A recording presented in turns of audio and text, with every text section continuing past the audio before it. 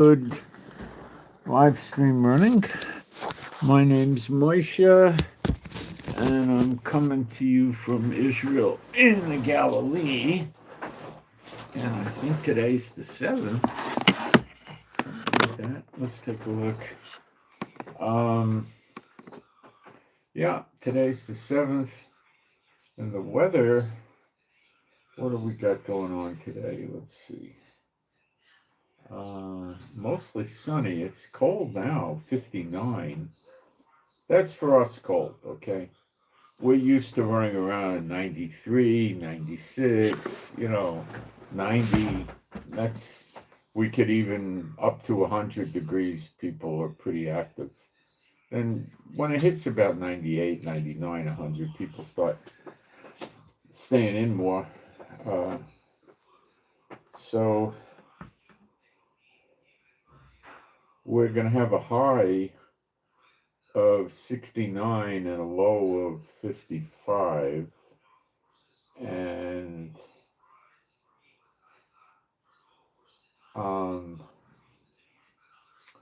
tomorrow the high is going to be 66 and sunny. That's unusual. And I don't see the rain being forecast until Thursday and Friday. And Saturday. So they're coming in with a high rain probability for those 3 days. And the highs will be 61 and the lows in the low 50s. That'll be cold. If it goes off the way they say it is. You never know. So that's the weather in Israel. This is the worst time of the year. The weather's absolutely the most horrible right now till mid-February or so. It's just really bad, The sun comes out and it heats the solar heater for the showers and the sinks. But it doesn't get it. It gets the chill out. It gets it to room temperature. But it gets it a little warm even, but not enough to take a shower unless you like cold showers or cool showers. On a hot summer day, that water temperature would be fine. So that's what's going on here. I'm going to go take a look at the live stream and we'll see what's cooking. The Hamas people in Gaza are making changes with the Qatar people, and I'm rather sure Trump will go along with it, as they're really horrible for Israel. But, I don't trust Trump, and I'll break it down for you. I'm going to put a post up in the chat. That's just going to be a few seconds, and then we'll get moving.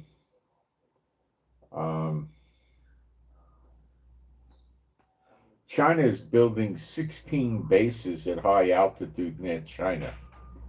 Now, a few years ago, they did something like that and attacked India and stole some land that they feel is theirs. And I think they're going to do it again in a big way. 16 bases.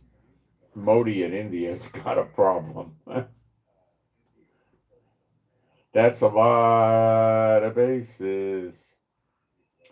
And the troops will live up there and get acclimated to the 14,000 square foot altitude, 14,000 foot high altitude if they can. I don't know if you can acclimate unless maybe you're born there. I don't know. I mean, I have no idea. Most people went from a regular low altitude life to 14,000. They would be in really bad shape. You wouldn't be happy there. Headache, dizzy, you'd want to pass out, sleepy, you'd be in not good shape. Okay.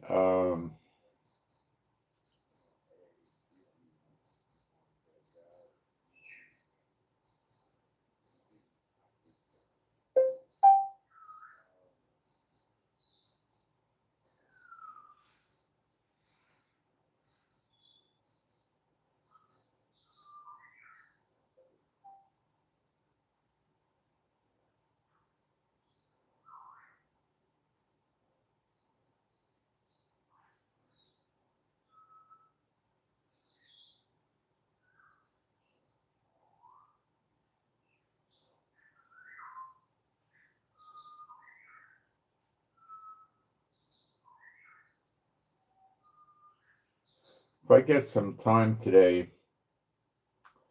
I'm gonna try to what?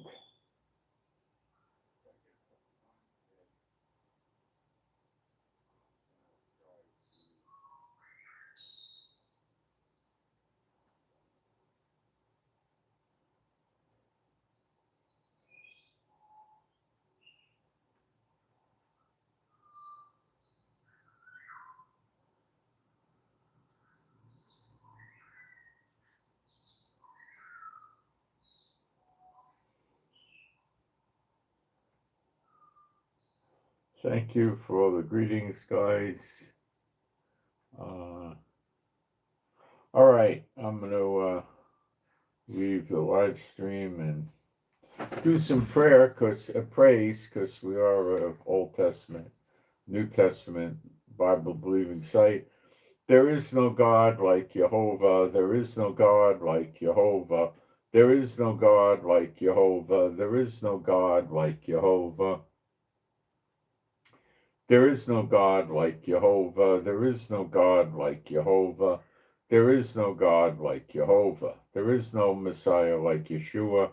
There is no Messiah like Yeshua. There is no Messiah like Yeshua. There is no Messiah like Yeshua. There is no Messiah like Yeshua. There is no Messiah like Yeshua. There is no Messiah like Yeshua. Okay, that thing that China's doing in India can be a real problem. Modi is not a real, nice person. He's a transactional despot, and he's a lunatic like the rest of them, and he could blow up in China. We don't know.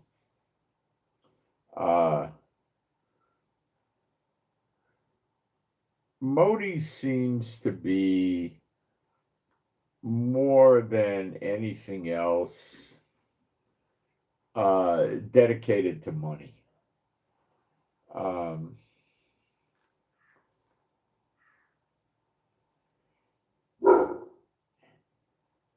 He doesn't run around.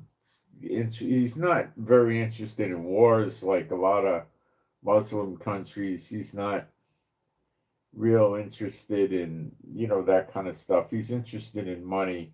And for money to be made by India, he has to keep the people in power, electrical, and, he needs gas, petrol, oil. He needs oil. And he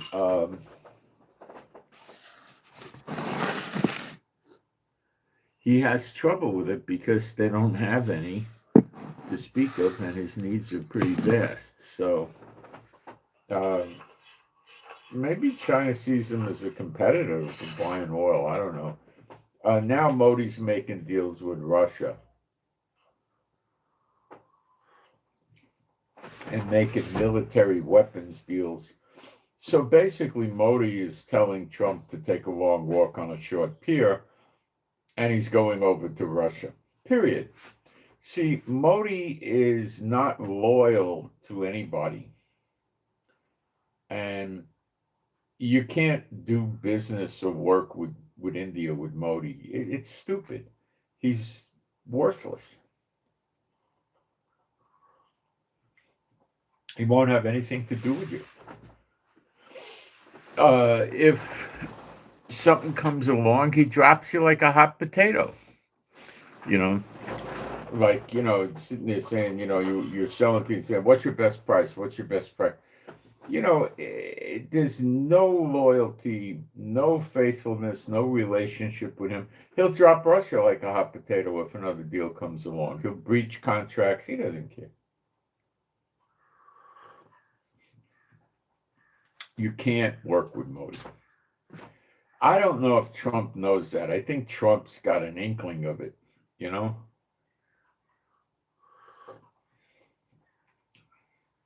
Trump's been involved in enough business deals. We would hope that he understands that you can't work with Modi at all. he doesn't give a hoot that NATO and America, which is part of NATO, is against Russia and puts sanctions on Russia. He's ignoring the sanctions, and he's just going with Russia.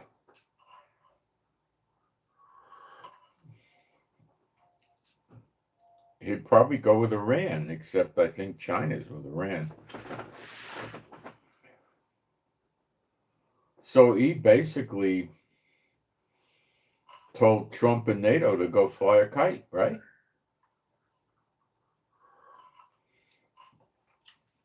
You could take his sanctions and flush them down the toilet. I don't care about them. He's not just doing energy, he's doing weapons with Russia now. Modi probably thinks he's so big, and the country's so big, nobody can really do anything about him. He's got a lot of jets, but they're not the most recent by far. He's got a lot of aircraft carriers, submarines, Navy ships, military, tanks. He's tough nut to crack.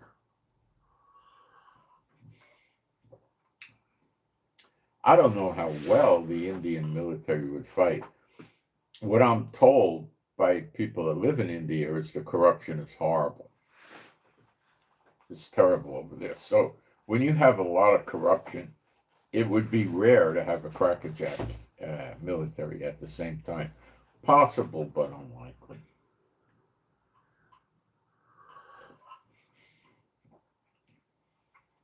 I don't know what the drug status is in India in terms of being addicted to drugs. Probably not too great, because drugs can be sold for a lot of money in other countries. Why sell them in India where the people are poor and they're not going to be able to go out and buy an evening supply of some drug for $150 or something, you know? They'd be able to give you maybe, $15. So why are they going to sell the drugs there?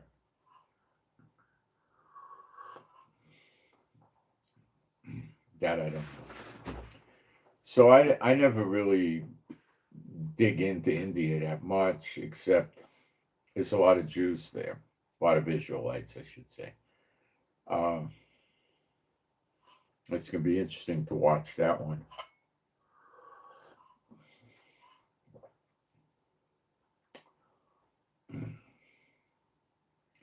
Modi's Hindu and he wants his people Hindu. Satan's chosen people are Muslim right now. So Modi's on the wrong side of the fence. So's communist China, and so's Russia.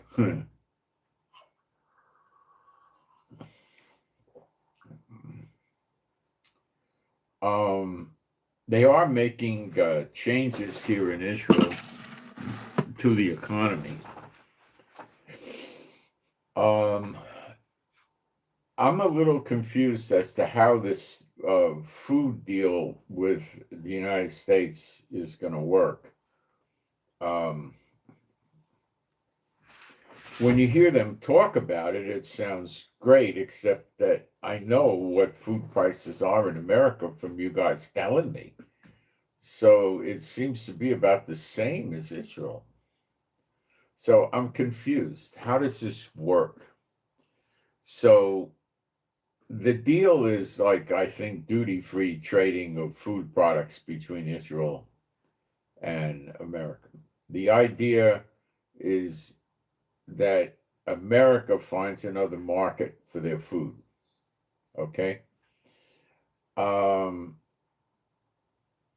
the idea is that Israel is able to bring in food that's of a high quality and a lower price than the cooks in Israel are selling it for.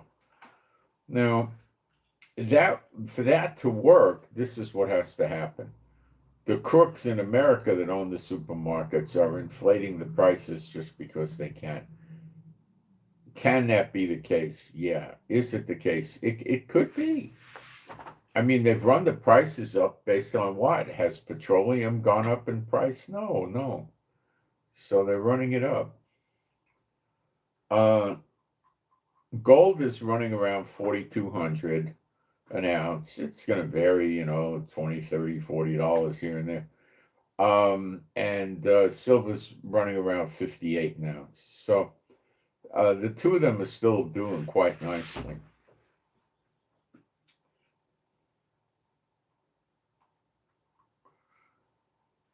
The only way we're going to be getting food cheaper from America is if we understand that America is going to sell the food to us in massive quantities, of course, and we're going to be paying what the supermarkets are paying or below, and we're going to be getting the meat cheap. Listen, they wouldn't have gone through with the deal if it wouldn't have worked. They explored it. So that means you're getting gouged by the supermarkets in America. You'll get the guarantee on that when the deal starts moving food. And I see what's going on in the supermarkets. The idea is to scare the supermarkets into lowering their prices. So they're packing prices.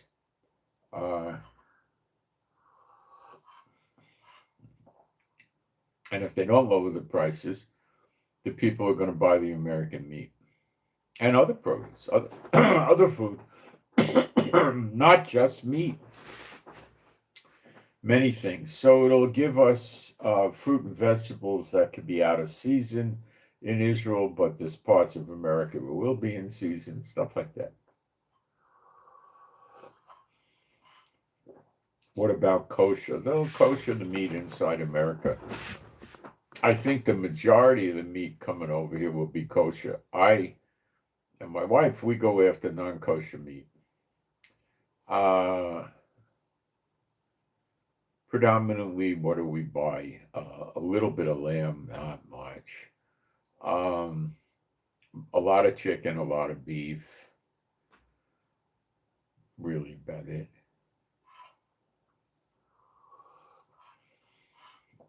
That's about it. We buy eggs, chicken eggs.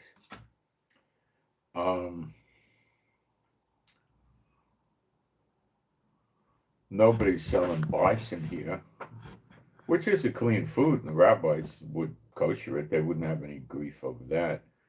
So bison's pretty good, but it's rough, but it's good. Bison hamburgers and bison steaks, they're good. Yeah. Buffalo was bison. I don't know if they'll send that over here. I don't know.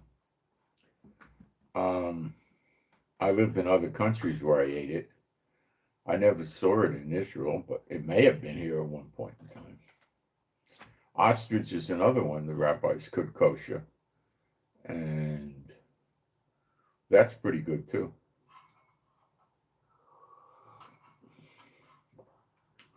But if they bring it over here, it may be stupid expensive, you know.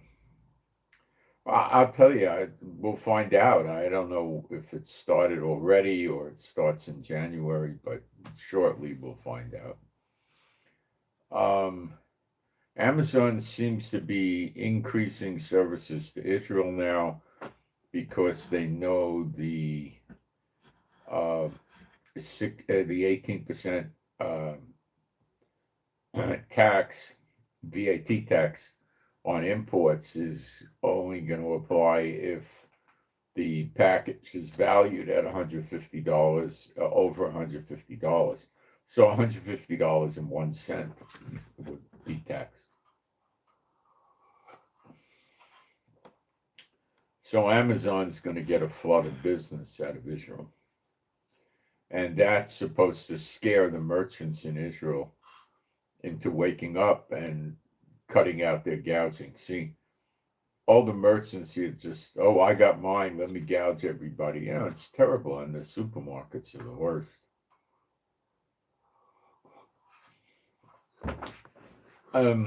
Also, some of the people that sell the clothing in chain stores, like they'll sell, Levi or something like that. Levi's, they'll price fix on that stuff too. If I need jeans, I would usually go to Amazon and get Wranglers at $16 a pair. Where if I go to Israel and I try to get Levi's, the red label, I'd probably pay $70 to $100. For what?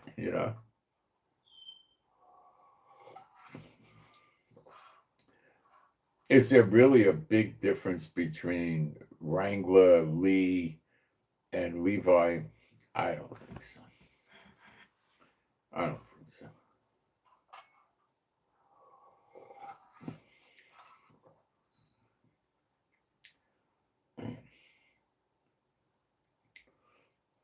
Japan makes a lot of these Levi's with very heavy fabric, good fabric, like Levi was using in the '60s and '50s. Um, really good, and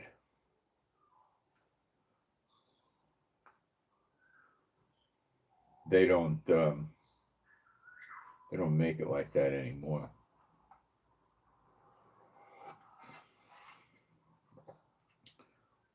Like the Harris Tweed sport jackets, they make them today, but they're really thin.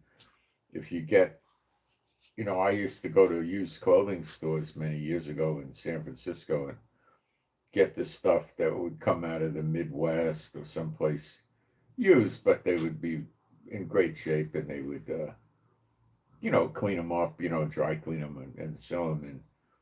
And they were way thicker than what you buy today. And I think you can buy that stuff in Europe, probably in Ireland and England, but I don't have any idea better specifically. And they'll charge you through the nose for it. But I don't know if I have those things anymore. I may have some stored. I don't know, but they're really strong, and they'll keep you warm. And overcoats, they used to make overcoats out of Harris Tweed wool, really thick, heavy overcoats, like what you saw in the old Basil Rathbone Sherlock Holmes movies, if you ever watched those kind of overcoats.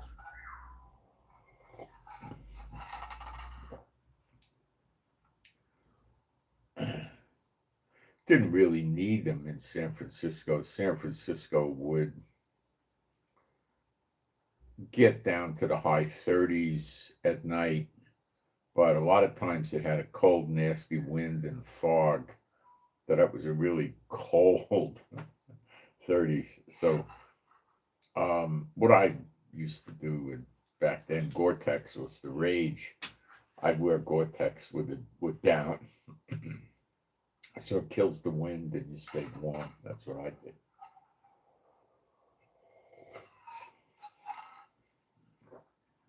And when I went to work, I used to keep sneakers at the office, and I would wear some kind of boots or something, and then I would put on heavy pants, like outside pants for skiing, Gore-Tex, over my pants. And I'd get to the office, I'd take those, so I didn't get wet. If I was, if I was taking the car to work, I usually had to park 2-3 blocks away, something like that. And in a downpour, you'd be surprised how much wet you could get in 2 blocks.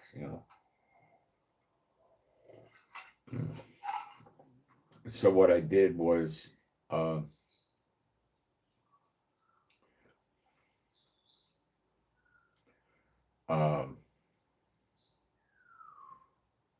wear with the Gore-Tex jacket, I'd put a hood on, and I would have some sort of heavy shoes, and put the Gore-Tex ski pants over my pants. So I didn't have to worry about the rain. I could let it rain on me. I didn't care.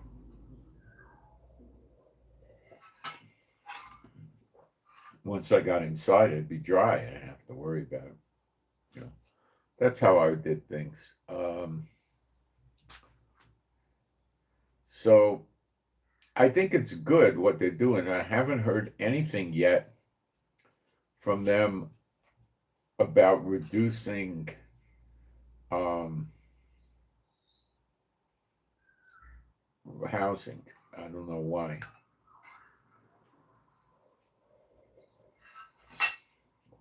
Netanyahu could be screaming bloody murder for them not to do it. Um, I don't know.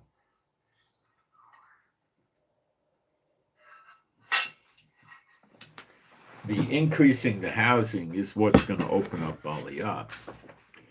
You're not going to open up Aliyah with reducing food prices and a VAT tax exemption from Amazon, because people are going to come over here. They're going to look at the prices of the housing, and that's it.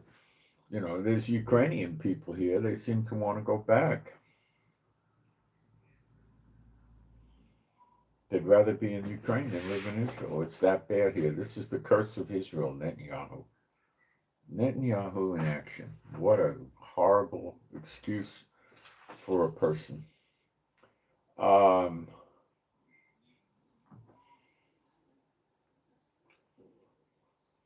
No, not picking up anything on them getting rid of Netanyahu yet. They talk about it, but nothing.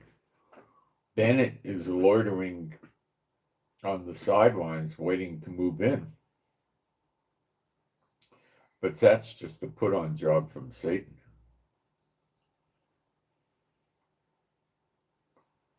Bennett is Netanyahu, probably around 70-80% the same. Satan is anti-Aliyah, obviously. So the leaders of Israel are going to be Satan bots, as always, since 48, and they're going to oppose it. So they want to see a 2-bedroom apartment rent for $7,500 a month. So nobody's going to come here but another Satan bot Jew who's a self-hating Jew and sold out to the devil. That's what they want. So they could maintain their Israel, but no Jew can afford to live here. So it looks like the demand for Aliyah might be rising with all the anti-Semitism. And what Netanyahu's role in this is going to be is to act like he's friendly towards this increase in Aliyah, and at the same time make it impossible for them to come here. Now, Smotrich and Ben Gvir, I don't know what their opinion is on this. They may be against it. I don't know. So I think they're cooking something up for reduced housing, but it hasn't been leaked out yet. The deal with the food is really likely to help people, and the deal with the 18% VAT exemption up to $150 will help people. Now, it should have been $300 at least, if not $800. America, when they had it, it was $800. Okay, it should have been much higher. But at least it did something. Now, there is room in there for it to go up to $200, I understand. I don't know when. They may, if they're not getting enough of a stimulus at $150, they may take it to $200. But you could always buy some stuff from Amazon with free shipping at $150, and then 3 or 4 days later buy another package for $150, and again, repeat as needed. But they can't buy large items that are expensive, like, I don't know, some electronic device or something like that they couldn't get, so. And there's a large amount of things that Amazon in America won't ship to Israel. But if you travel around Europe and you look at Amazon in Spain, UK, Germany, Italy, France, Netherlands, and some others, you could find exceptions to it. Also, you could look at Amazon in Singapore, and you could look at it in Japan. See, the shipping there isn't so far either. It just comes from another direction. And Japan is pretty competitive, Amazon over there. So there's a lot of ways to go, you know. The Amazon that seems to have the most stuff is the one in America. Now, I don't know about the China one. I'm not sure if you can get Amazon from China. Now, Amazon in India has very low prices, and they won't sell outside of India. So that's out of the question. You can't use it.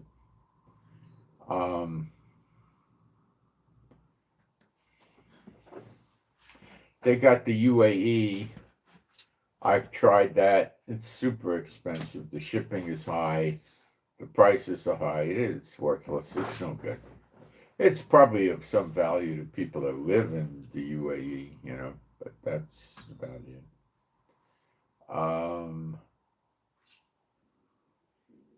I don't know if they're in Russia. Probably not. I think there's a Belgium one. I think they're in Australia.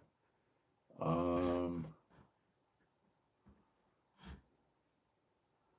don't know if I ever went and tried to work on them in Mexico or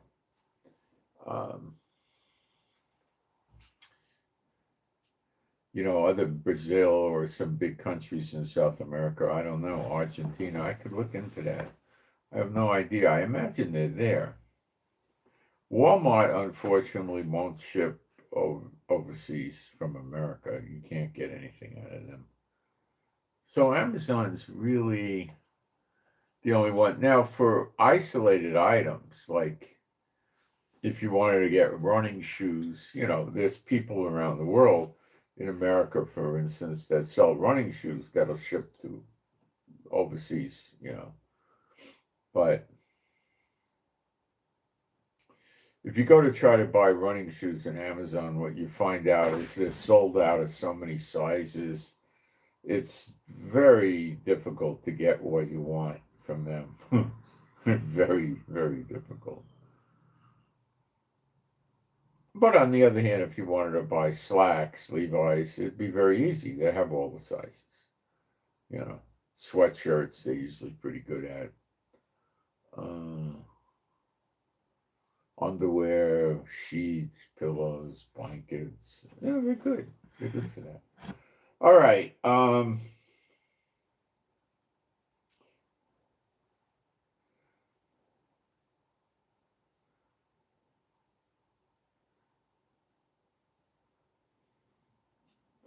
Now, an interesting thing is South Africa, the anti-white country. And they made themselves look like they were genuinely concerned about Gaza, condemning Israel, trying to get arrest warrants for war crimes against Israel leaders and other things. According to their own South African official documents, the moment Palestinians actually try to leave Gaza for a better future, South Africa shut the door and withdrew their 90-day visa exemption. Okay? The idea of the nations, Egypt heavily included, and Jordan and all of them, is to force the Gazans to stay in Gaza, to prevent Israel from getting the land back and fulfilling prophecy and bringing their false Messiah, as they are taught, to kill all the Muslims. That's what their fear is. So they want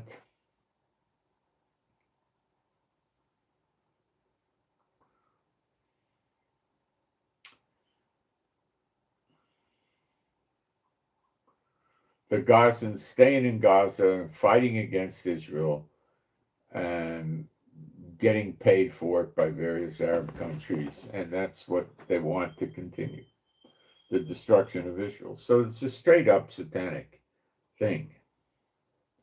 South Africa has nothing to do with Gaza. It's all the way on the other side of the world, for crying out loud. It's not a Muslim country. The people running it are not Muslims.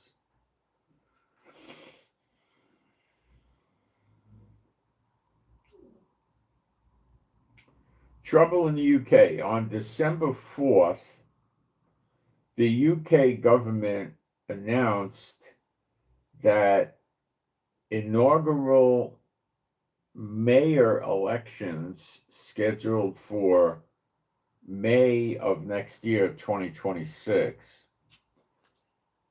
in 4 English regions have been postponed until May of 2028. That's quite a ways down the road.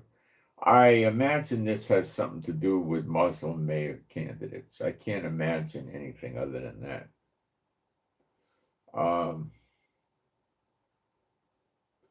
So I guess when they do that, the guy or the gal that's in office stays there. Egypt has called for deploying international stabilization force along Gaza's yellow line to verify ceasefire. No. I think they're getting ahead of things because Hamas has not disarmed. And they have no intention of doing it. And I'm going to get into what they are talking about now. They're using Qatari, who is an Israel-hating Muslim majority country with a lot of oil. Let's see how much oil a day those jerks do get out of ground here. Let's find out. I don't even know. They throw money around like water. How many barrels per day of crude oil does Qatar produce?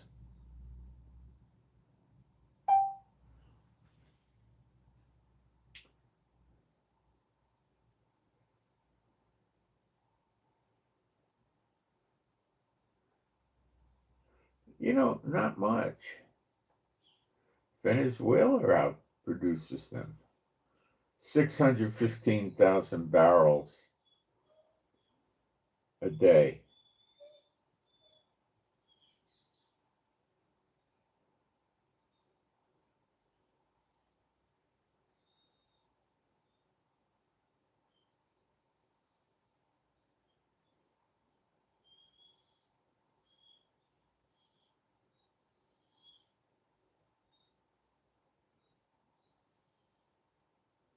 Now, wait a minute.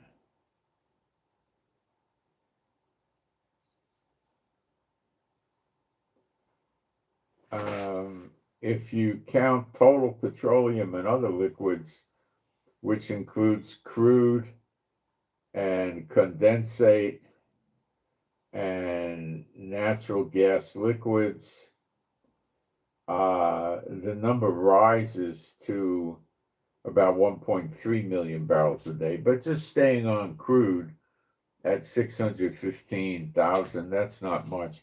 Let's see what their population is. That might be why it goes so far. Current population of Qatar.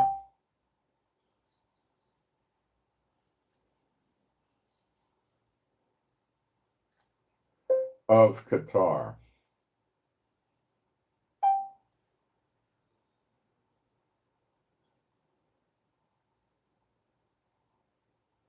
Oh, that's why. 3.14 million people as of very recent. Oh, that's not. No. Let me get the population of city. Okay. What is the population of Qatar? Great. What is the population of Qatar, counting only citizens and permanent residents? They were counting workers and stuff like that who wouldn't be getting any benefits.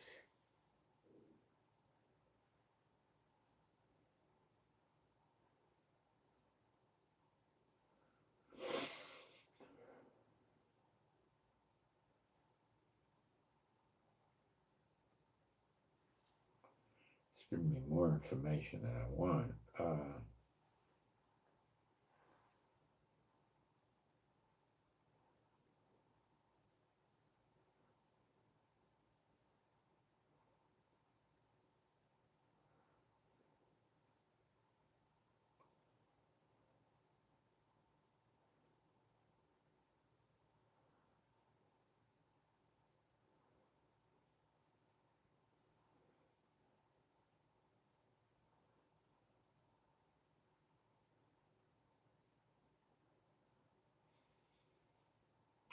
Yeah, it's you see here. It's what the deal is.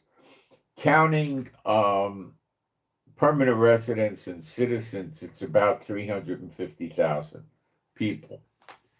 The other people are expat workers and tourist visa and extended stay visa. They don't get any benefits from the government. So the government only has to take care of about 350,000 people.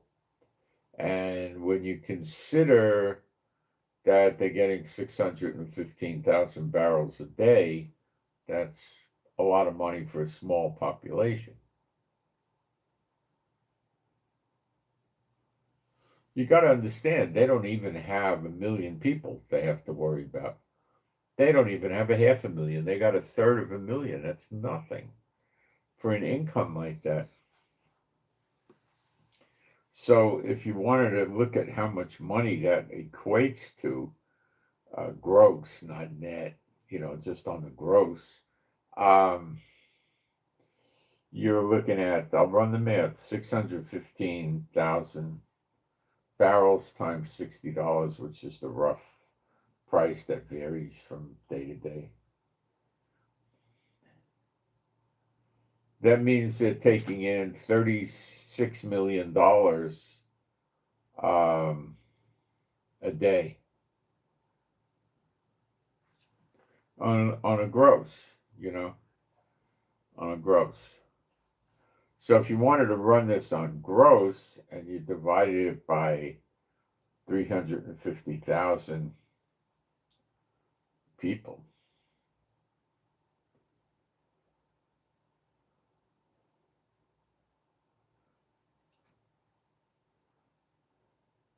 that means they're taking in every day on the gross, not the net, $105. And if you multiply that by 365, they're taking in $38,000 a year per person just on their oil. Then you got the liquid natural gas, you got other things they do. So they can take care of their people. Out of 350,000, a lot of them are children, you know?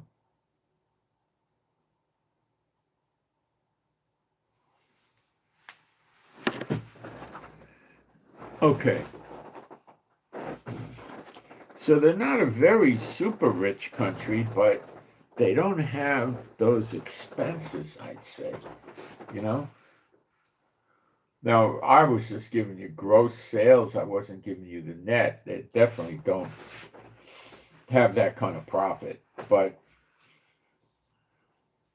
if America was grossing $38,000 per person, I mean, it would be a fantastically wealthy country, okay?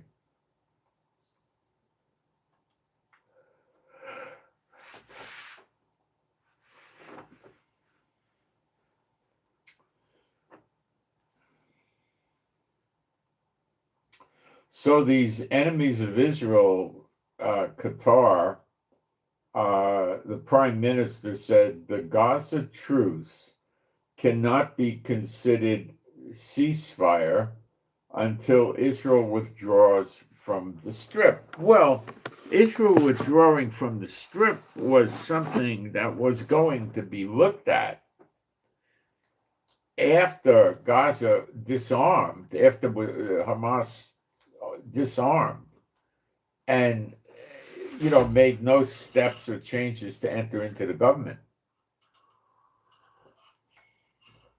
You see how they're lying through their teeth. Gaza's not disarming. They're not. Hamas is not giving up their weapons. So why should Israel ever leave? Do you understand? They broke the deal. They made a laughing stock out of Trump. Believe me, a laughing stock. They played Trump like a fiddle. He's bad, man. I'm telling you, he's bad. The Americans are going to be sorry beyond they even understand with this guy. So, what does Trump do now? He tried to assemble a force of Arabs to go in there and run the place and disarm Hamas. And they said, well, we're not fighting other Muslims. Forget it. So he has nobody to go in except Israel. And I'm not sure the curse of Israel, Netanyahu, wants to ever really disarm Hamas. So what do I think will happen? Remember, we heard a million times Netanyahu and Witkoff and Rubio and Hegseth all say, Gaza got to disarm or we'll disarm them. They got to disarm. Hamas has to disarm or we'll disarm them. Are they disarming them? Heck no. Is there a chance America's going to disarm them? No. Is Trump a punk? Yes. Yes, he's all hot air. He's afraid of everything. Why is he afraid? For one, he's eating a lot of tossed salad. You know what that is. Number two, his military is not what people want, what he wants people to think it is. If it was, he'd go to war. He's scared bad. Yemen, the Houthis were damaging his aircraft carriers, his destroyers, causing ships. He took down F-18 planes, at least two. Yeah, the Houthis. Iran hit that building in Qatar where America was housing American troops. And they told us that it was a boat, nothing happened. And it was staged. How do you know a bunch of Americans didn't get killed? They wouldn't tell you. They wouldn't tell you. They got to notify the family. But all these people, their families don't live together. Their families don't know each other. So they just send them notices there was an accident or something and they died and we're sorry. And here's the body, if there is a body to ship home,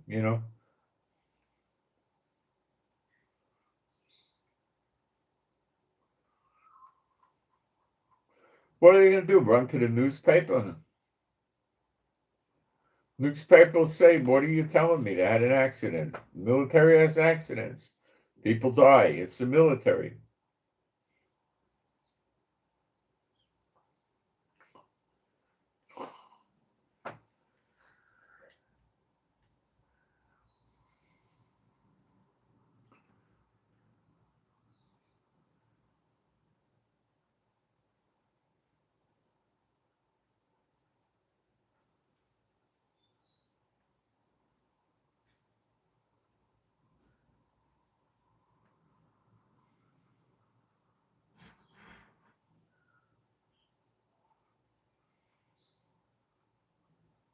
So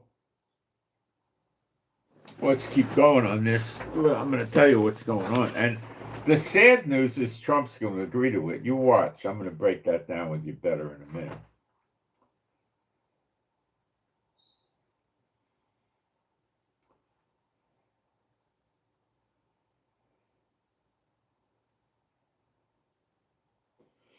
Hamas has said that it is ready to hand over its weapons in the Gaza Strip to a Palestinian Authority governing the territory on the condition that the Israeli army military control of Palestinian territory ends.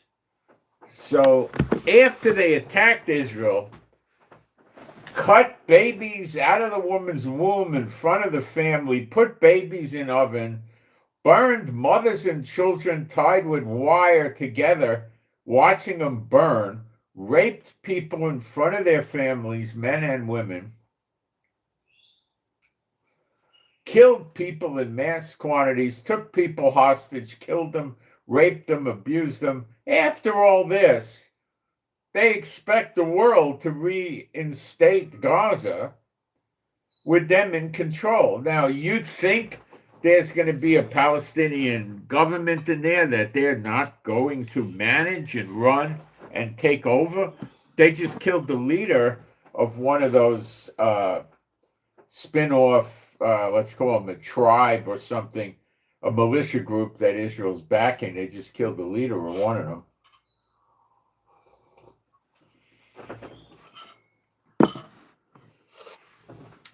There's at least 20,000 of them, maybe with PIJ and new recruits, 30,000.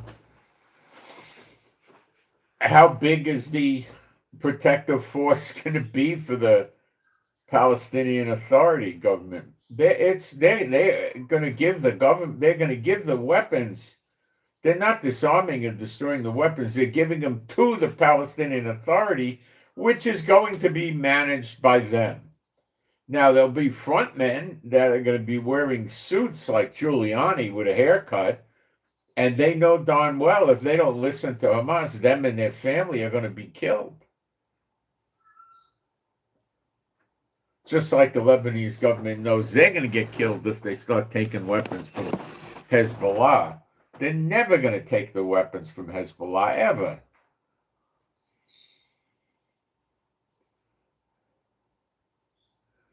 So they want to change the terms of the plan that Trump created in a massive way. They want Israel out of Gaza before they give up their weapons. And it's a joke. And Qatar's going along with it. But the bad news is so will Trump, because he wants to be known as the president of peace. I think he's gone. I think in his first term, he was firing on all his cylinders. I don't think he's firing on all his cylinders anymore. No. I'm saying he's getting like Biden. If you don't understand me, that's what I'm saying.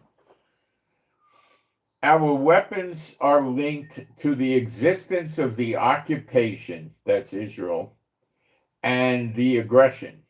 Yeah, now you see the aggression. What the heck did they do to us on October 7th? And a million times they said they intend to do it again.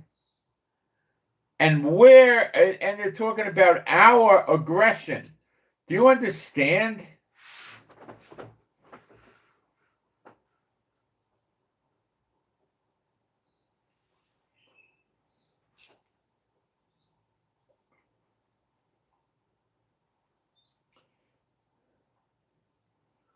Hamas chief negotiator and its Gaza chief, Kali, whatever the schmuck's name is, says in a statement, adding, if the occupation ends, those weapons will be placed under the authority of the state, which is going to be them. Like the drug cartels run Mexico. And come on. What do we need maybe they'll fool Trump. But Trump's advisors wouldn't be fooled, but he might not listen to them. Asked by AFP, Haya's bureau says he was referring to a sovereign and independent Palestinian state. Yeah, independent except from them. We accept the deployment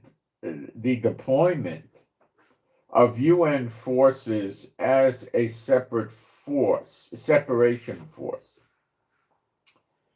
tasked with monitoring the borders and ensuring compliance with the ceasefire in Gaza. How? Haya adds, the only thing that the UN's going to do is take the side of them. Their members are in the UN. It's a joke. Haya is signaling his terror group's rejection of the deployment of an international force in the Strip, whose mission would be to disarm it. So they sign a peace deal, agree to the terms, get Israel to stop fighting after a fashion, and then they want to change the deal completely change it.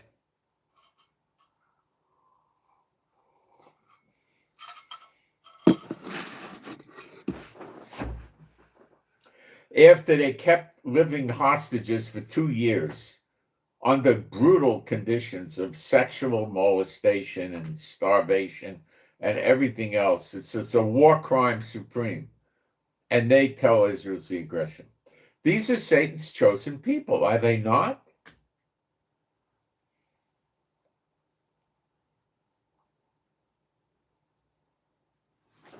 So Netanyahu, wanting to stay out of the jail, isn't going to give up on Trump, who's trying to keep him out of jail. So whatever Trump says, Netanyahu is going to go along with. The problem with that is this is going to trigger a vote of no confidence. If he pulls out of Gaza without the disarmament and complete disconglomeration of Hamas,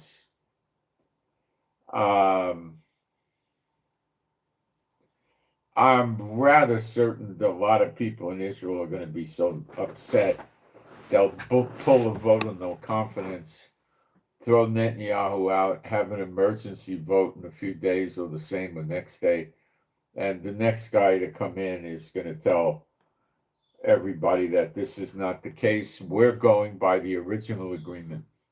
We never renegotiated with them another agreement. And then what does the world say? Netanyahu doesn't talk like that. You think Netanyahu's going to get up there and say, we made a deal with Gaza. It says they will do this and that. They will not be in political life. They will not run the place. They will agree to disarmament. They're not doing it. I'm not accepting that. I'm not acting like that's okay. It's not okay. They breached the deal. The war continues. I don't think you'll ever see that jackass say that. He's a self-hating Jew. He's our enemy. He doesn't want to see us win. Where did we get in Lebanon? Did we get rid of Hezbollah? No. Where did we get in Gaza? Did we get rid of, after 2 years of fighting, did we get rid of Hamas? No. Where did we get with Yemen, with the Houthis? We didn't get anywhere. Where did we get with Iran? We didn't get anywhere. Where did we get with Iraq? We didn't get anywhere. We don't get anywhere with Netanyahu. He keeps them there to kill us again another day. Don't you see it? Isn't it that obvious?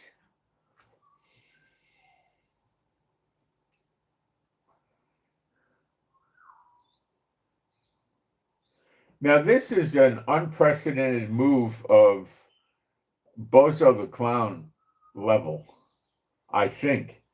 Iran, in an unprecedented move, is looking to import water as an official strategy to confront one of the worst water crises in its modern history.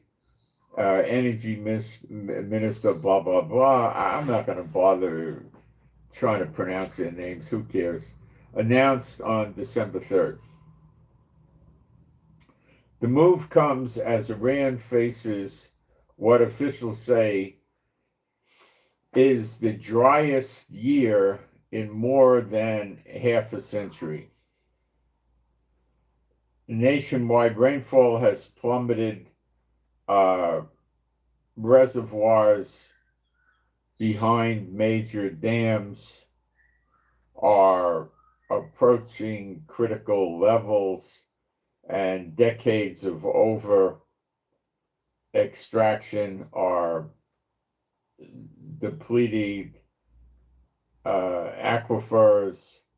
Large cities, including the capital, Tehran, have introduced water. They might have to close the capital of Tehran down because of this.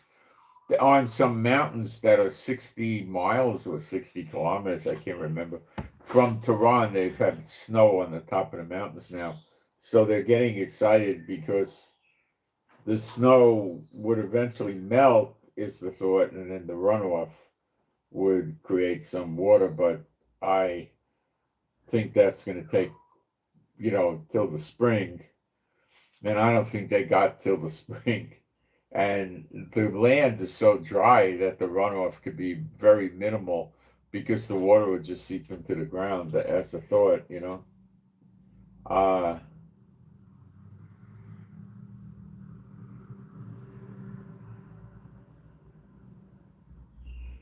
The state of Georgia, that's the one north of Florida, not the country, the state, like Atlanta.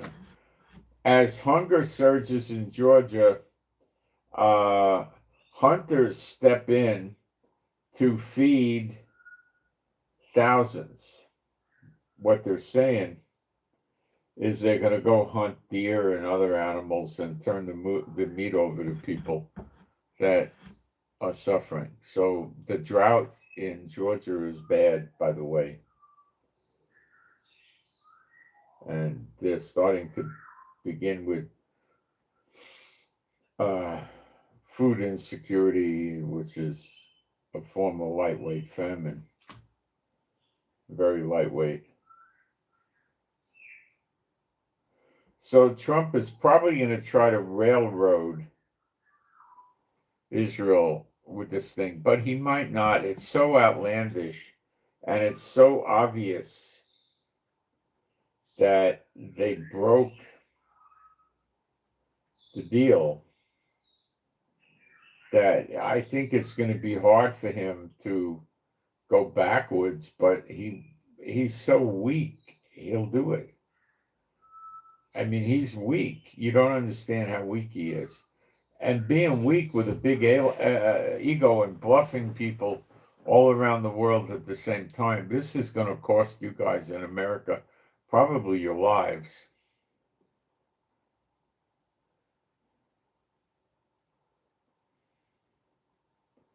Tampa, Florida has turned to backup water supplies in rare measure as drought deepens.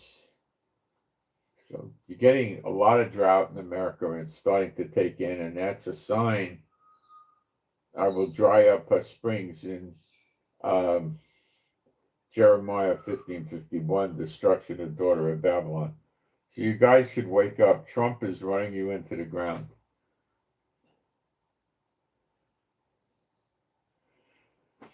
Now, things are changing with the protests against Netanyahu because they ended the protest about the hostages because they're waiting, I think, for one more hostage body, or they may have already gotten that one. I don't know. And that's it.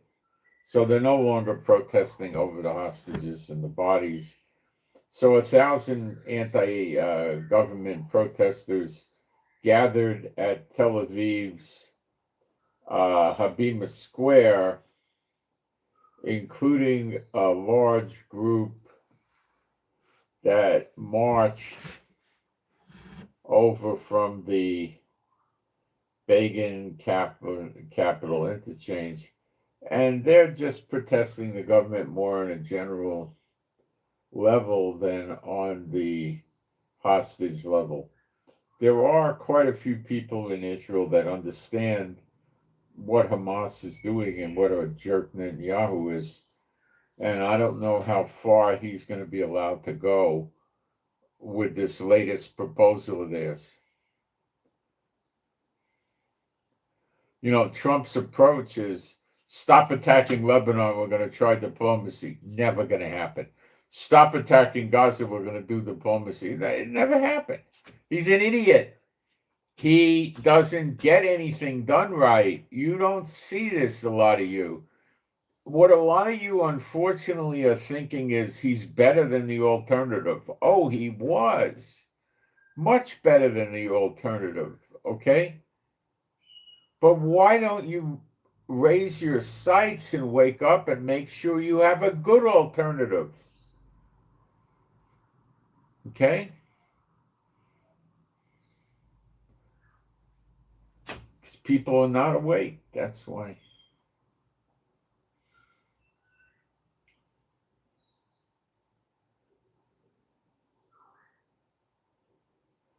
So the schmuck in Syria says he slams Israel for exporting conflict to the region. We exported conflict into Syria after he's going around burning the houses, robbing the cars, beating the Christians, right? Doing torture to the Druze, killing them, kidnapping the women and the children, which I don't think they ever gave them back, and killing the Alawites. And then he turns around and blames Israel. You see the audacity of the Muslims?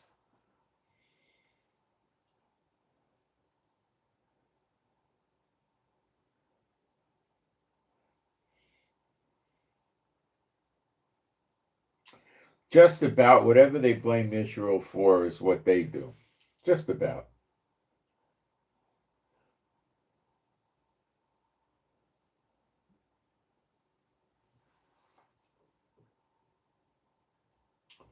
So we're supposedly exporting conflict to Syria to hide the Gaza massacres.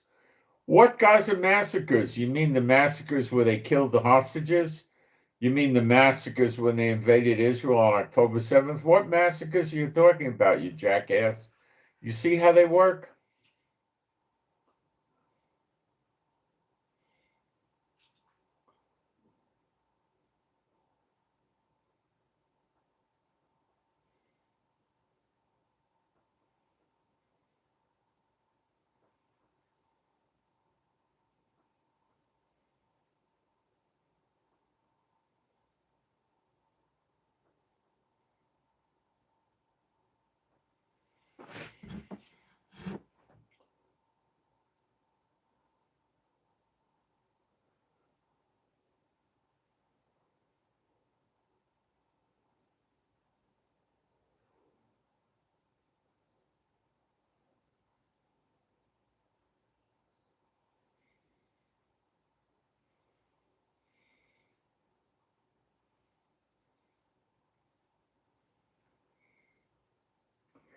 The Qataris are Trump's friend.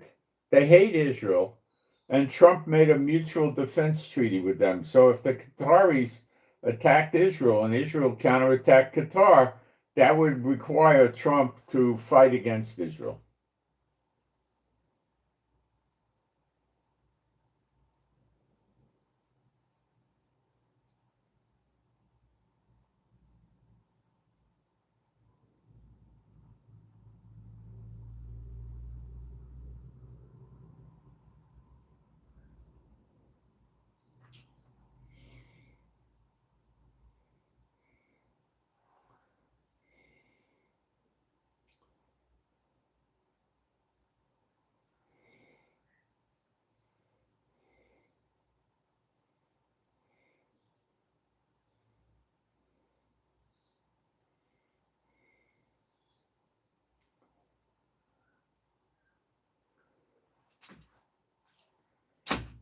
Stranger than fiction.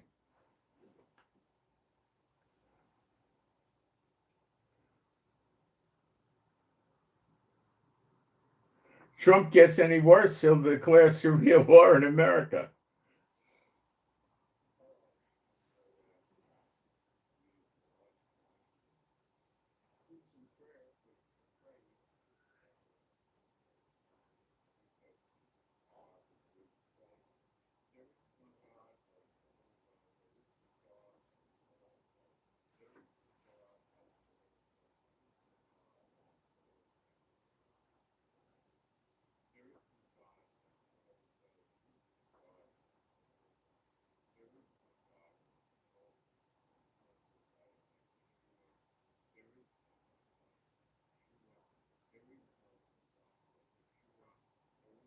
What did Satan choose the Muslim crazies for?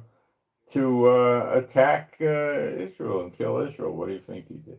And put Sharia law in the world and all that. Have I ever been to Ireland? No.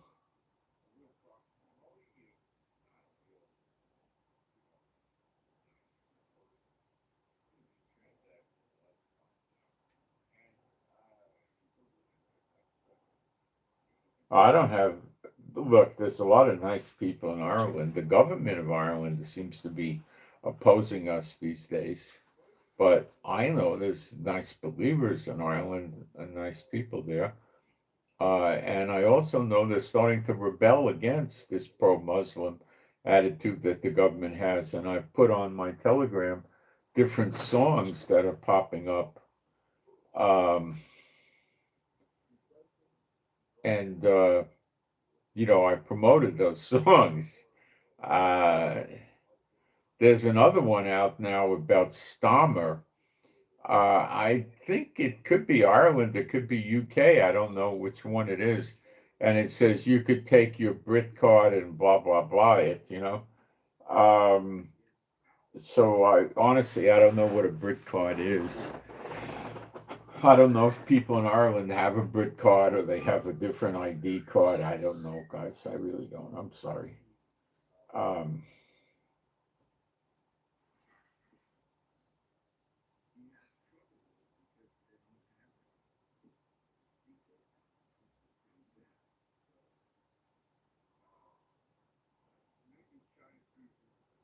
I could look up what a Brit card is. Why can't I? That's not going to take but a minute. Let's find out what a Brit card is. I had a relative that went to Scotland some years ago and loved it, but couldn't get papers to stay there.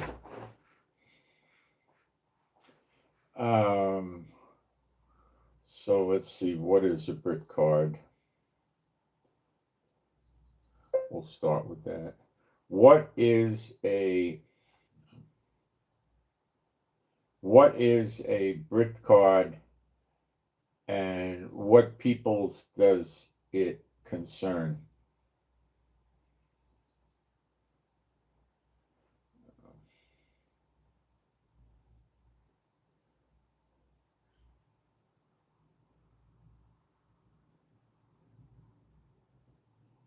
Having a technical problem here.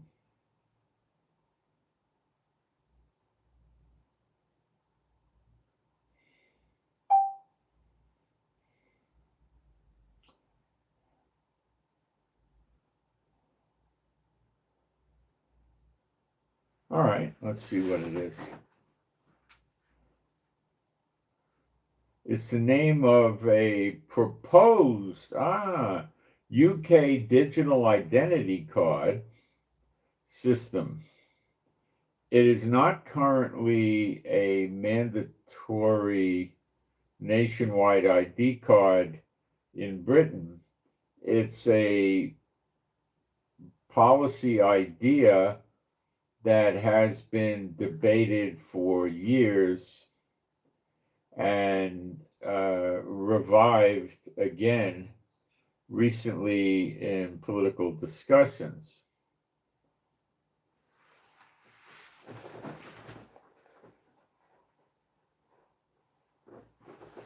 It refers to a digital ID system that would prove identity, prove legal immigration status, prove right to work, prove right to rent housing, be used for access to government services, potentially replace multiple documents, passport, visa, and stuff. It most likely exists as a digital ID on a phone and or a physical smart card.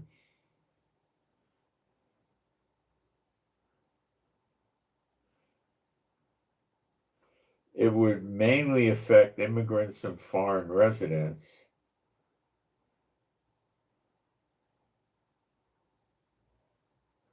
So I don't know why they're singing against it, because it would help them cut the rights and benefits out for the illegal immigrants. But maybe they're afraid that the government would use it to control the people or something as well. Now, we've had that in Israel for could be 12 years, 11 years. The ID card that Israel has, in my guesstimate, it'd be near impossible for anybody but a large national government to forge them. And even then, it'd be hard because they'd have to put it in the system. It wouldn't check in the system. It's got holograms on it, 3D holograms. It's crazy. It has elevated, spots on it. I mean, could you imagine some regular run-of-the-mill criminals that, deal drugs or whatever, that have a good amount of money, trying to get the machinery to manufacture these ID cards? I mean, the card has elevated place on it, which has a hologram in the elevated place. Could you imagine the difficulty in getting machinery to make something like that? You're talking hard, right?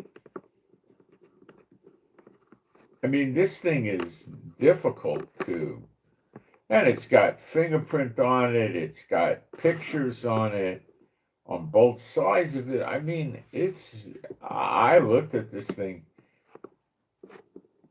I have one.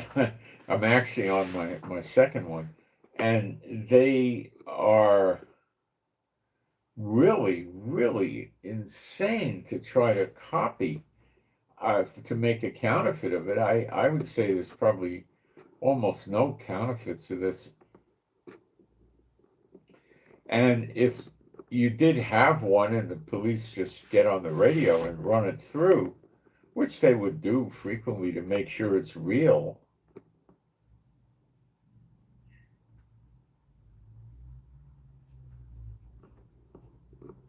what happens is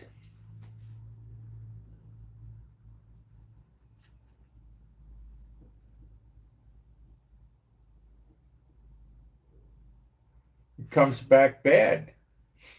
Then they grab the guy right away. He goes in, and the Shin Bet gets to meet him and have little talks with him about where he got it. Oh, and he'll give it up. Then they go to the people where they got it from, and they work their way up the chain and stuff. But I doubt that if this happens, it's so difficult. I can't imagine who's doing it. I mean, if Saudi Arabia wanted to do it, could they do it? Yeah, I mean, what might it cost? I don't know. You might have to spend, you know, to get the equipment, maybe $15-25 million.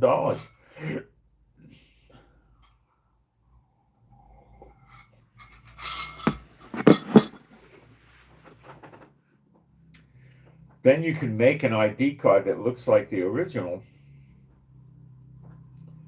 but I don't think you'd do it for probably $50-100 million for somebody, probably $100 million. to make an ID card, amongst other things, it has an elevated spot with a hologram on it. How the heck would you do that? You know, I mean, come on. You're talking holographic photography on an elevated portion of a ID. I mean, the holograms in the elevation, and there's holograms that are not elevated on the thing. It has holograms on both sides of it. It's crazy. I mean, it costs a fortune to do it. And then when you spent the money, if a cop stops you and just puts, I mean, of course, you'd have to meet all the codes for the numbers coincide to this and coincide to that. You know, you'd have to get all the codes in there, right? And then they just punch it into they get on the walkie-talkie or radio and, hey, you know, I'm checking on this, blah, blah, blah. We don't have such in the system.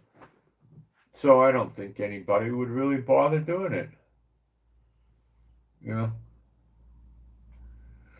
The old ID cards, which I had, were basically a plastic card, and it had a picture on it that, if I remember correctly, it was a photograph sealed in there. I remember going for the photographs. So it would be sealed in there with plastic. And it had your stuff on there. Now, the old one used to say, and mine said Yehudi, means Jew. And the other people that weren't Jew would say Goyim. They don't do that on the newer ones anymore. They stopped that. They have it in your file, but they don't put it on the ID card anymore. Something they came up with, I don't know, Net Yahoo garbage probably. So,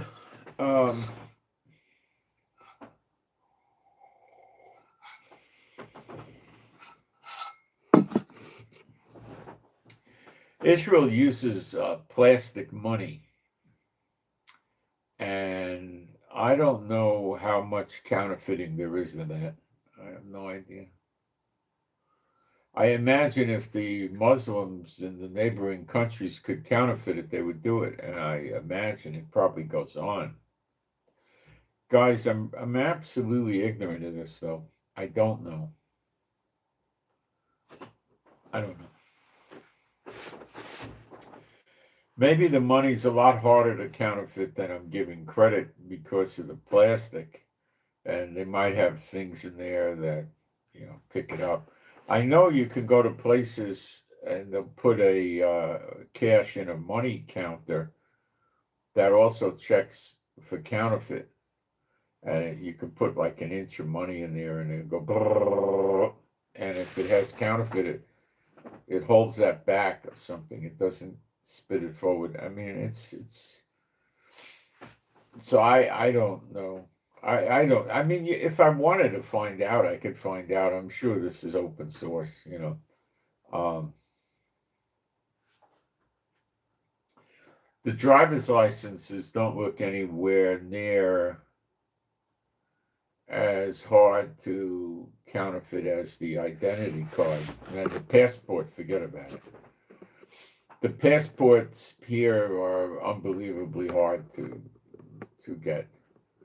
The picture page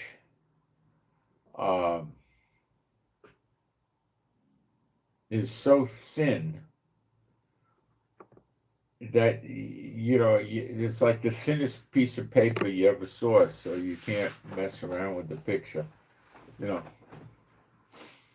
So you got to look like your picture.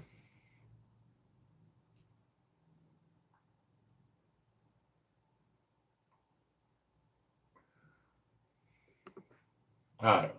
Anyway, I don't pay attention to spycraft and stuff like that, and, you know, I have better things to worry about. I pay attention to the prophecies.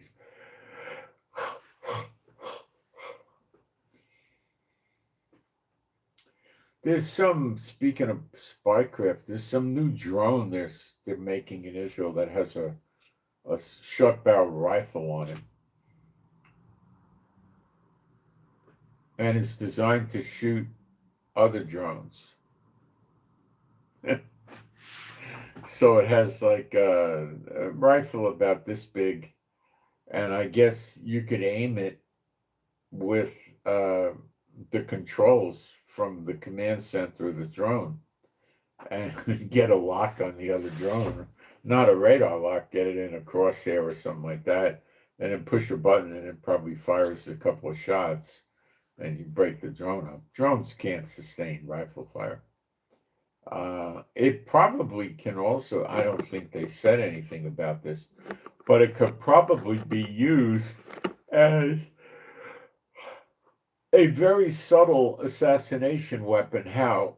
Well, it would be a little bit difficult. You'd have to put a large silencer on it to make it quiet.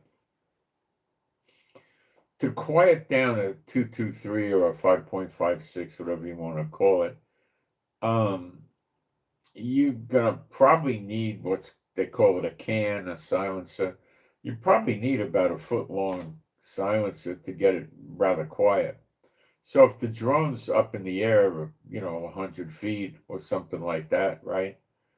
And you put the crosshairs on somebody you wanted to shoot, and you fired it from that distance, they'd probably, with a silencer, they'd probably never know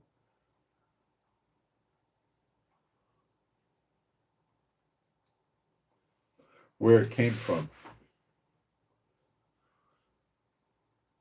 They might hear something, but they wouldn't know what it was. It certainly wouldn't sound like a rifle. If you want to make a legal silencer without making a silencer, you can't make a legal silencer without registering it and all that. So forget that. What you do is you get yourself a 22 long rifle, bolt action rifle with a bolt. And you buy yourself a barrel that's at least 30 inches long. 30 will do it. So you have a 22 long rifle. It could have a clip or whatever and hold several rounds. And it has a bolt, so you have to go like that to load. So you can shoot it, and it's going to come out like a cat sneeze. You ever hear a cat sneeze? It's not going to have the crack, and it's going to be like it was silenced. Sometimes you could even get a 34 or a 36-inch barrel, better yet. So you don't normally hear those very much. They don't hurt your hearing, and they don't. You hear a lot of people in Israel yelling all the time on the phone. Why? Rifle fire in the military without, and artillery fire and all that without proper ear protection. So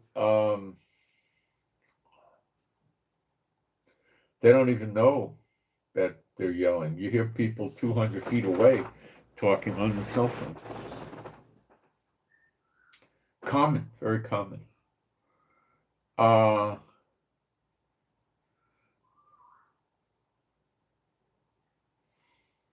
So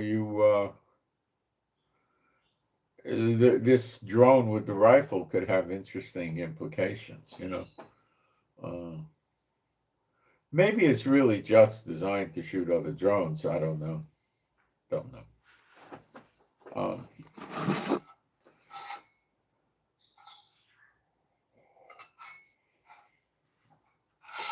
See, if they shot someone in a targeted assassination with a rifle bullet that was muffled from height. See, you shoot them at 60, 100 feet up in the air, you're going to have no trouble aiming or anything like that. And the sound's going to dissipate up in the air. It's not going to be down on earth, and they're not going to be able to know what direction it came from, where it is, know it's a drone or anything, and then somebody just falls over. But the problem is with 22s, people don't die that much, unless you got a headshot. That's kind of a futile thing. So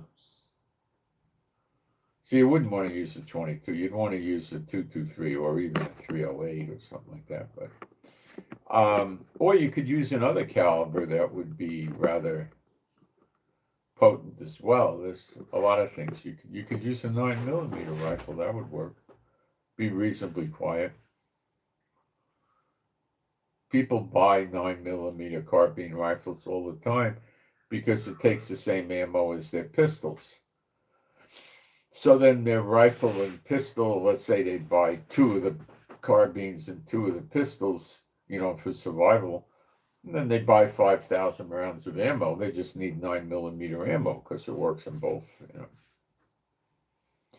The old Uzis that Israel used, the big ones, the Clunkers, there was like the size of a Schmeisser, the German machine gun in World War II, similar size, not the same gun at all. They were shooting a 9mm that went out at about 1,600 feet per second. It was a hot round. And it was, I believe, 115 or 124 grain. I can't remember. I don't know what it was. And it was very fast. It was hot loaded because it was a big, clunky gun. You could take it. Regular 9mm don't go out anywhere near that way. But, you're talking a 10-inch barrel. So it's easy to put more velocity onto a pistol if you give it a big barrel, It works. People like the 223 round. I don't. I never did. I never did at all. It was good for putting women in the military.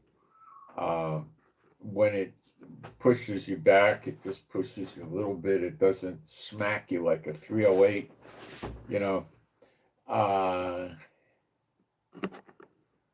what else? It's relatively accurate, but I never cared for it. I don't know why they went away from the 308, except the women would have had tremendous trouble carrying it and shooting it. But that was a heck of a good gun.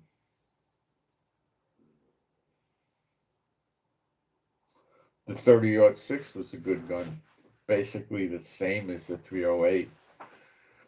You could interchange the bullets, actually. Not the round, but just the projectile. But, they probably didn't want the women couldn't handle it, and I don't know, they wanted lighter ammo, I think. They liked the idea of creating more wounded than dead soldiers. During World War II, the soldiers were all scared about, can you shoot through the Nazi's helmet? So they did demonstrations with the rifles in World War II, which I think some were 306, 3006, some were probably 308, I guess. And they had no 223. And they would show you the thing shooting through the Nazi helmet. It cut right through it. You could probably go through the Nazi helmet with a 9mm. It wasn't a bulletproof helmet. It's just metal. And what it really was designed to do was stop ricochets and shrapnel and flying wood and rocks from artillery and stuff. That's all it was. If you fell down or got thrown to the ground and your head hit the ground, the helmet had a suspension system inside, and it would protect your head. That was about it. They also gave the soldiers the 45 ACP pistol, which was a great pistol. There was nothing wrong with it. They went away from that too. It was really, really a good gun. And they went to the Beretta, which the 92 SF, I think. I bought one of those. And I made sure I bought the version manufactured in Italy, not America. and I had it for years. It was a great gun, except two things were wrong with it. One is it was rather bulky, but the second was the caliber was 9 millimeter, lousy lightweight caliber. But I used to carry it around, and not here, in another country, and it was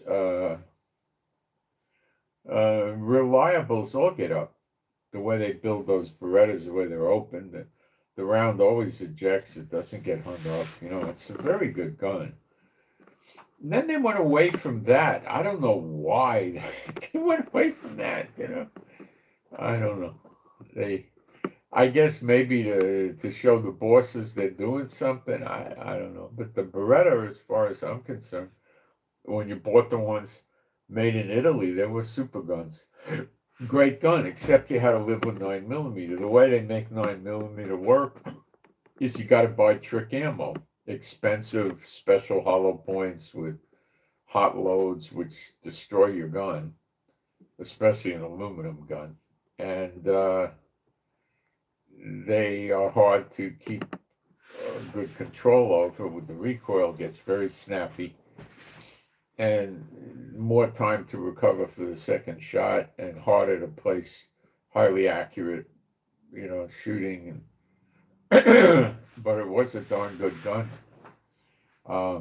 I carried the Glocks for many years, and I never liked them. But they were so stinking convenient to carry. You could get the 40 caliber, the 40 S&W, 135 grain Corbon made one at about 1,300 feet per second to mimic a 357, and you were able to get about 13 rounds in the thing, in the medium-sized one. And then I had a great big one with 10 millimeter. It had 16 plus 1, 10 millimeter, like 170 grain bullet at about 1,250 feet per second, something like that. I used to use silver tips and other rounds. Very, very potent. Very, very, very potent gun. High magazine capacity, but huge. You had to drag around a big gun with you. So it got old. So the medium-sized Glocks were more convenient. The problem I had with the revolvers is, this is in America, if I was going to get attacked by somebody, just a random attack, to rob or something like that in a parking lot of a mall or a supermarket or something like that, they would probably be 2 to 3 people. It would be more than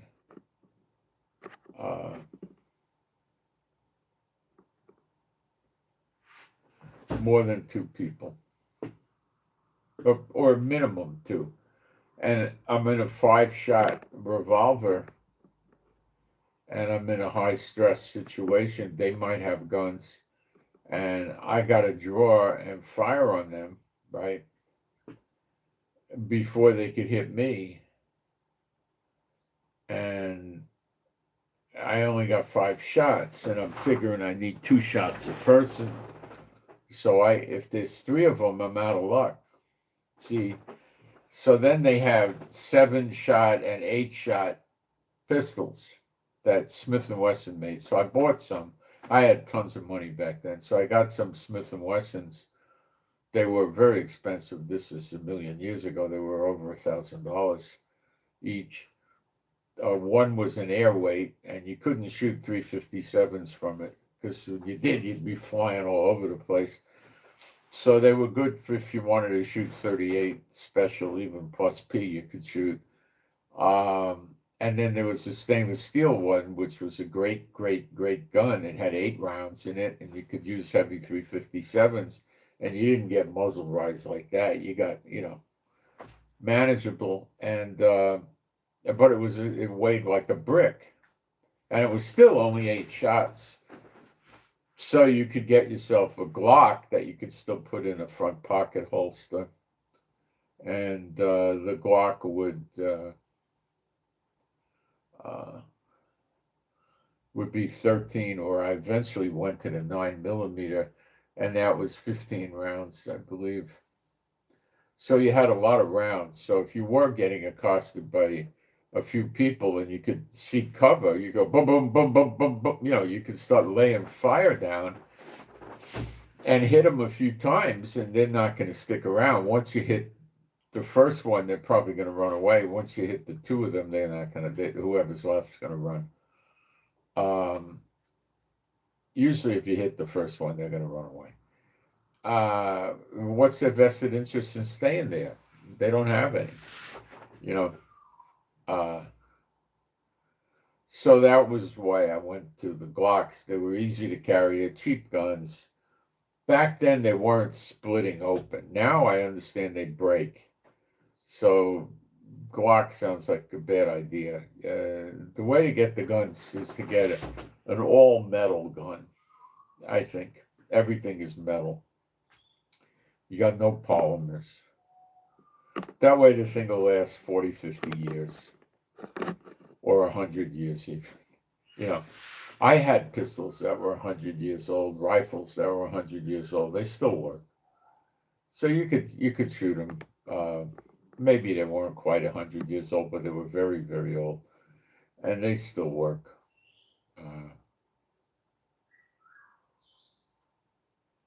I had one of those old British Webley revolvers, which was a special 45 or 4.55, a big, heavy, clunking British round that was rather slow. I think it was 270 grains or some crazy 250, really heavy. And it was barely 700 feet per second. The Webley pistol was built like a brick. I mean, all metal, everything. You could take, that was the one of the only guns I ever had where you could really hit somebody in the head and knock them out. I mean, it was a club, and it wouldn't hurt anything. It was so solid. It was not very accurate, but it was one heck of a gun. It was near impossible to carry. It was so big and heavy, but you could if you wanted to. But it was a heck of a gun. The Lucas were good guns. 9mm though, but it was a good gun. But I don't know, it fell out of favor.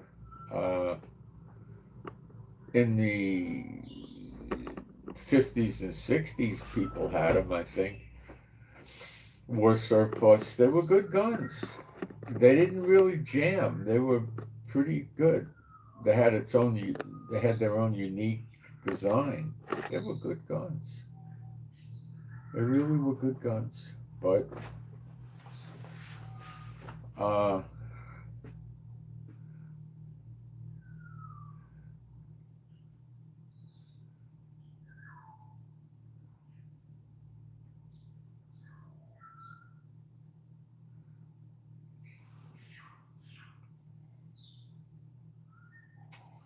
so I don't know what the latest thing is. Sig Sauer used to make great all-metal guns, and then in the, I don't know, around 2010, 9, 8, someplace around there, they started making crap guns for a long time, a few years. Then they got better again. I don't know I don't know what's up with that, but they did that. But I had one of their older ones from the 90s, and it was a 40 S&W, and it was the same pistol that the police department used. I had a friend of mine who's dead now, was a criminal lawyer for many years, and he told me, the safest gun to use is the exact gun that one of the police departments in your area uses. So you could use the same gun the sheriff uses, or the city cops use, or the state police use in your state. He said you're going to have the least problem on the witness stand if you had to shoot somebody with that. And he said you should also try to use the exact same ammunition as that police agency uses. So you can get, now some of them use what's called plus B plus ammo, which is supposed to be just for law enforcement, but it's not. So you can, if you use that, you may be questionable, I don't know, but you could use it. He said that's the best thing. Why did you use that ammo? Well, the police in my town use it. I found out what the police use, and I use the same thing as them, the same gun and the same ammo. And they can't take it any further. They can't make you out to be a murderer or a killer using some exotic ammo or something like that, because the judge isn't going to like that, because you're bad mouthing his whole police department. So I had one of those, and man, it was good. It's smooth as butter trigger. It was accurate enough. Reasonably in size. I think it was 13 rounds. Reasonable in size and weight to carry around, and if I thought I was going to really need a gun, I used the Heckler and Koch full size 45 ACP, which was 12 plus 1 in the clip of 45. A big bulky gun, superbly accurate. You could put the bullet holes on top of each other at 50 feet. Not an easy feat, but possible to do it. And just a fantastic gun. Didn't jam, nothing. That was the gun of guns, So anyway, who makes a good gun? Israeli Military Industries. I had a 45 they make. It was 10 shots, I think 10 plus 1. 10 in the clip, 1 in, 45 ACP. It was like a Webley. It was built like a big brick. This thing, you could hit somebody in the head and knock them out, and you wouldn't hurt the gun. It's stupid to do that, but I mean, you'd probably be able to do it. And it was accurate. It didn't jam. It was really a good gun. I mean, it was really a good gun. They make those Israeli Military Industries, IMI. They make it's an all-metal 45 ACP. Not a very expensive gun, and it's just heavy, and it doesn't look beautiful. It's a tool. It's not a collectible. It's a tool. It looks like a military tool, but good guns. Good guns. All right. So I don't know what else is going to happen here in Israel. I think we're going to have dumbbell Trump already said to Netanyahu, leave Hezbollah alone. In Lebanon, let's pursue this diplomatically. There's no way that the Lebanese army is going to disarm Hezbollah. It's never going to happen. The Hezbollah would kill, there must be 20, 30,000 of them left. They would kill the wives and children of the Lebanese army if they did it. They'd kill the civilian government. It's never going to happen. Never going to happen. And we're going to wind up fighting the Lebanese army and the Hezbollah. They'll unify together eventually. Trump's acting like a moron. All they want is they want more time to try to build up more weapons. And then Hamas is, you watch Trump. Remember, he kept saying, we're going to disarm them if they don't disarm. He has never done that. And he's going to tell Israel to leave the yellow zone, move out of Gaza, and we'll put I don't know what he's thinking of putting in there, the Palestinian Authority, Mahmoud Abbas, the slave for pay guy, and let him run it. I mean, some moronic thing. Okay, Trump is stupid. It could be he's getting older in senility. He didn't act this way in his first term. But after his first term was over, you had 4 years of Biden, and now you had a year of him, so it's 5 years later, from his last year of office, you know. So when he was in his first year of office 8, 9 years ago, you know, when you're talking about people aging, that would it could be significant. So he was probably not senile. Right now, I think he is senile. And he doesn't know what he's doing. He's making bad mistakes. It's going to cost America badly very soon. Because China, North Korea, Iran, Russia, they all know Trump is weak and making bad mistakes. They know this.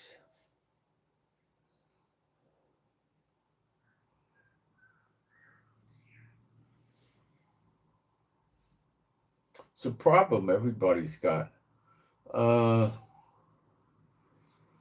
So if he tells Netanyahu pull out and Netanyahu does it, they're going to vote Netanyahu out of office. Oh, yeah, they're going to do that. I can't imagine in my darkest dreams them not doing that. They'll get rid of him. Because they'll know the only reason he did this was for his own selfish gain with Netanyahu, with Trump. And they won't put up with that. They'll get rid of him. And that's the end of that. And then I don't know who we'll get. Bennett is 70-80% like Netanyahu. Except he doesn't have criminal cases over his head, so he doesn't have that kind of motivation. So would he be better than Netanyahu? Yeah, but you're still a transactional Satan bot. You're going to have all those curses and problems with a person like that that's living under a curse. So you're not going to have anything good happen with Bennett or any other Satan bot, you know. But I don't imagine any candidate being as horrible as Netanyahu is.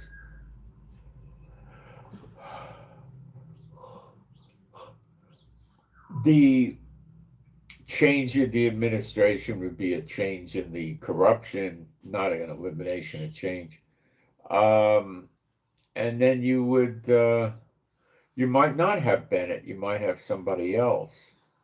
The best candidate we ever had was Moshe Feiglin, and Netanyahu ran him out of politics.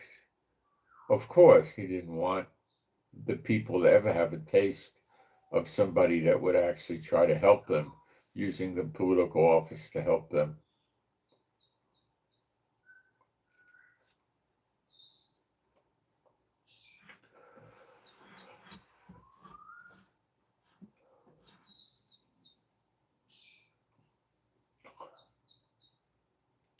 One thing Bennett wanted to do was pour money into hospitals. Netanyahu doesn't care about that. Netanyahu, plain and simple, doesn't care about the people of Israel. They could be eating soup for the rest of their life. He doesn't care. You know, he doesn't care. He really doesn't care. I think he takes great pleasure in seeing how many Israelis he drove out of Israel and how hard it is for the Israelis living here to live here and everything else. That's, you know, lightening up on us with the importing of goods with the $150 tax-free is good. Trying to push the food prices down is good, but they got to get the housing prices down. And Netanyahu would hate somebody that did that because he's worked so hard to make Israel unaffordable. It'd be horrible if it becomes affordable again. It used to be quite affordable. People would come here from America and their money would go a long way. Not so much anymore.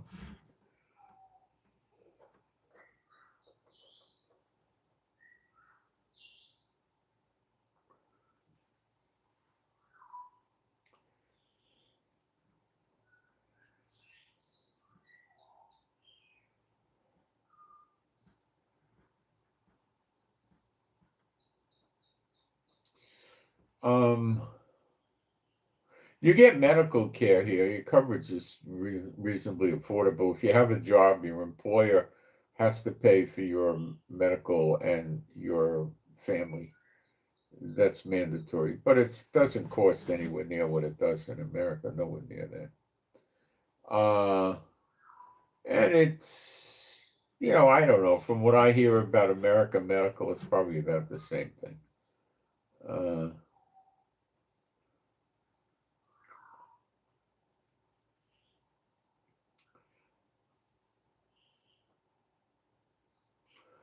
we're picking up on tourism somewhat, but not a lot.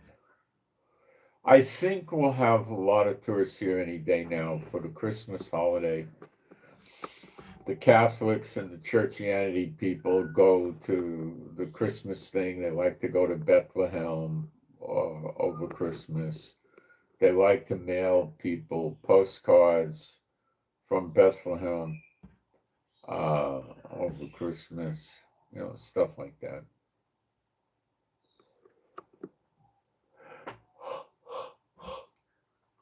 So they walk around and see the sights and stuff like that. I think the tourism is slowly creeping back, but I think a lot of the companies that were doing tourism are defunct. I think they folded. They had no work for the people, so the people had to go do something else and stuff like that. Now my wife's thinking of taking the tour guide course here. Now they're giving it in English. Well, how many tourists come to Israel that speak Hebrew? Oh, you get them from the Jewish Orthodox Jews come here, but they normally would go with friends to see the sights. They don't hire tour guides. So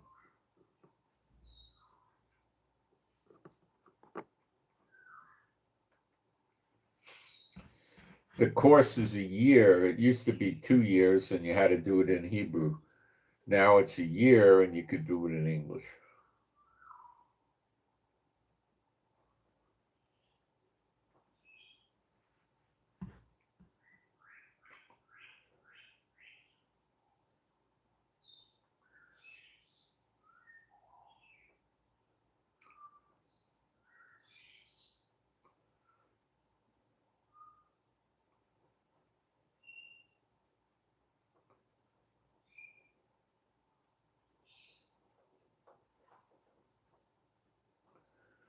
So I don't know if she'll ever do it. I mean, she's rather advanced in years to start doing something like that. So I don't know if it makes sense.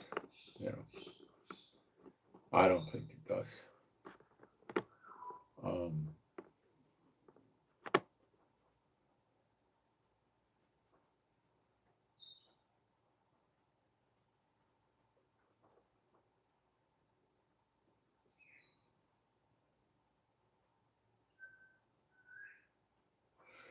well, that's what I got for today. So let me get a prayer up for everybody.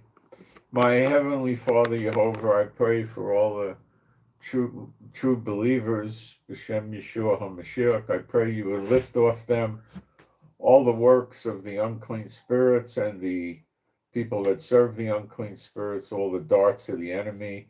I pray that they don't get any thoughts, ideas, or notions from the unclean spirits or people that serve the unclean spirits. I pray they don't have any dreams or visions or communications from unclean spirits, and they don't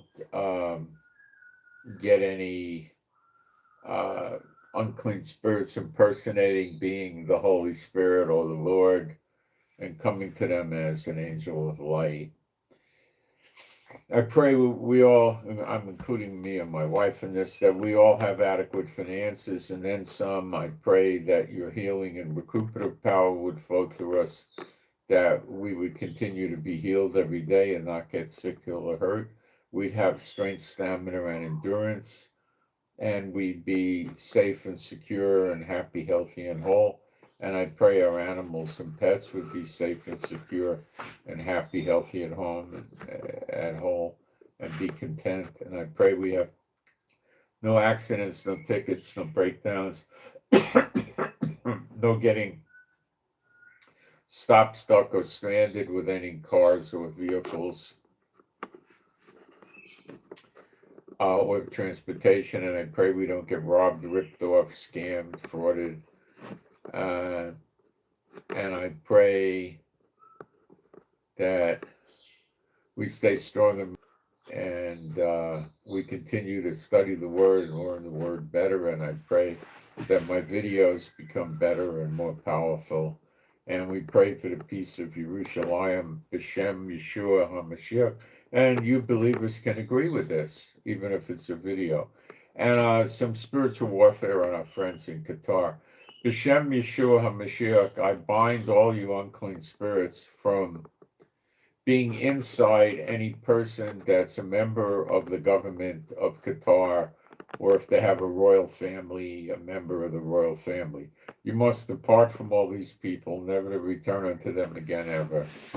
And no unclean spirits can be inside any member of the government of Qatar or the royal family for the next 1 year continuously, nor can you appear to these people, guide them, lead them, direct them, help them, assist them, give them advice or counsel for 1 year continuously, beginning now. And these commands are set in place irrevocably, B'Shem Yeshua HaMashiach. Okay, so get the unclean spirits out of Qatar. And let's go for another one. B'Shem Yeshua HaMashiach, I command you unclean spirits to depart from any person that was inside the White House or the Senate building or the House of Representative buildings, their office buildings, or the Capitol building. Anyone who's been inside of these structures in the last 30 days, I command the unclean spirits to depart from these people, never to return unto them again. B'Shem Yeshua HaMashiach. Okay. We'll keep our friends in Washington at away from being at, relaxed. Okay. And I send my shalom to all those who love Yeshua HaMashiach, and I'm out. And thank you. I hope you got something out of this. There's not a tremendous amount of exciting news out there today. And the Lord didn't give me any Bible study today, so this is what.